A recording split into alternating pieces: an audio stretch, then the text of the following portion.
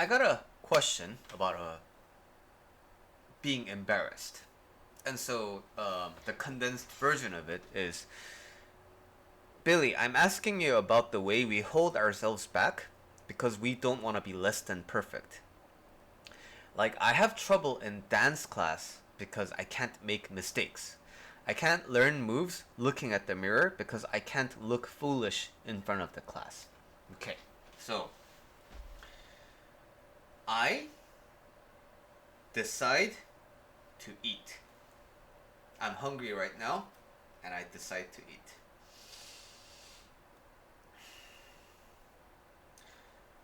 But I'm just sitting here. I'm not gonna be eating, right? I'm gonna decide to be rich. I'm gonna decide to become really good at jiu-jitsu. I'm gonna decide to become really good at surfing. Again, I can decide and I can commit and I can tell myself. But as long as I don't do the actions that will actually get me to that goal, it's not gonna come to me, right? So, I want to be good at dancing. That's why I go to class. But I cannot learn moves looking at the mirror because I cannot look foolish in front of the class. Okay, so that means you signed up for the class. You're going there in person, but you can't practice. Which means you're not really doing the thing that you wanted to do in the first place. So, this is kind of Captain Obvious thing, right? But why it's so important for me to say this first is people don't know how much they are suffering. Like, this situation is frustrating, right? But people don't really feel how much of a big problem this is.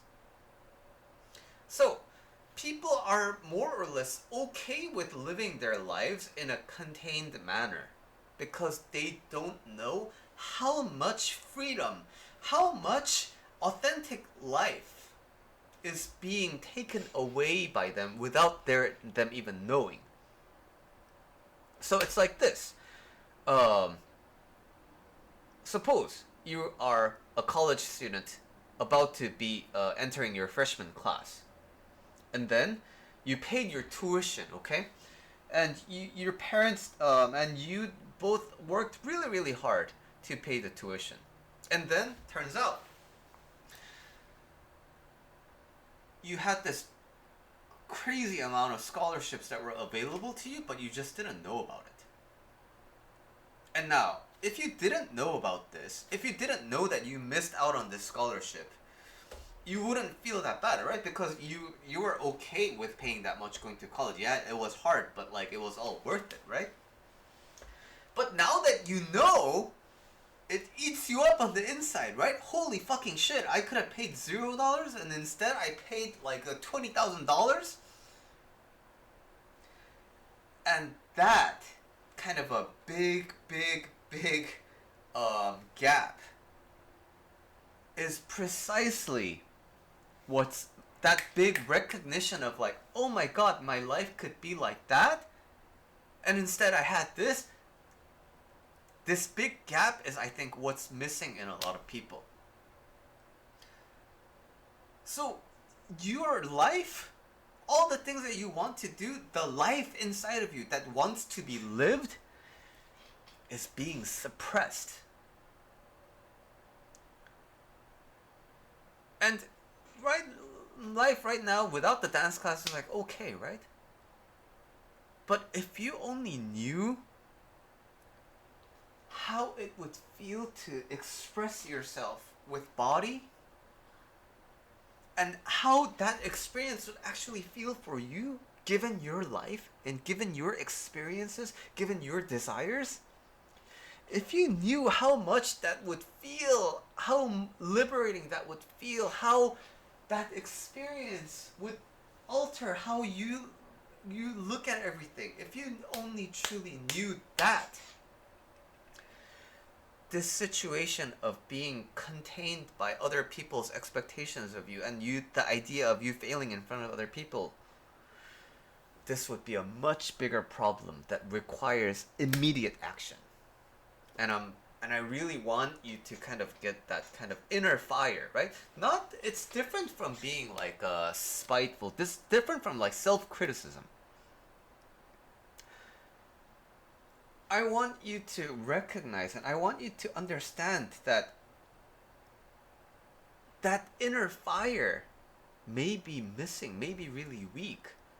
And you just want to look for easy ways to get out of these like uncomfortable situations, and you want to maintain yourself at this like small level.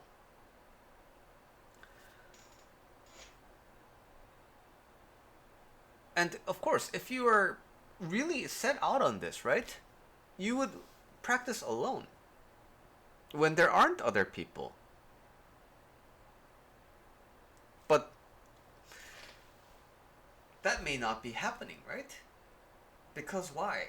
This idea of the self living my life, this fire that fuels the living of my life, instead of just being a passive bystander of my life, just letting hunger, the urge to sleep, the urge to do, instead of being this byproduct of urges and cognition and stimulus, the fire that fuels the living of your actual life, I want you to identify that, and I want you to light that part of yourself up. But anyway, going back to the actual matter at hand, right? So, you hold yourself back because you don't want to be less than perfect. Okay, so you don't want to be embarrassed because it probably means something, right? Being embarrassed means something. And especially not being good at something in front of other people means something. So there are lots of sociological research and psychological research that indicates in a group environment, standing out, especially in a negative way, can be very threatening to the psyche, right? And that is all very commonly experienced and also naturally understandable phenomenon. But you're holding yourself back. You are preventing your own success because it's more preferable to being embarrassed in front of other people. So, you don't have to dance in order for your life to mean something, right? So, the entire point of my approach to things, the entire point of my coaching, is for you to not suffer. I don't actually care if you dance or not. But I want you to not suffer. Right now, you're suffering because you're in the middle zone of I don't want to be embarrassed by other people, in front of other people, versus, but I also want this. If you pick one without lingering on the other, then you can move on. You don't need to feel bad about this. And again, this may be really like Captain Obvious kind of a thing, right? But if you want to be good, if you want to actually improve, you have to practice. If you don't want to be embarrassed in front of the class, maybe you have to practice alone. If you don't want to look foolish in front of the class, then you just don't do it. But if you want to be good in front of the class, only good in front of the class, that's a lot of expectation to manage, right? And that's a lot of isolated hours of practice to do, right? That may not be happening. Also, this means that there's a lot of judgment about people who aren't really good in front of the class, right? Because why? It's probably a novice class, right? And the key identifying feature is like, I can't make mistakes. Why not? What's gonna happen when you make a mistake? And again, this is going to be related to the,,,, being embarrassed means something for you. And that requires more introspection about why it means something. But that's a self journey to go through, right?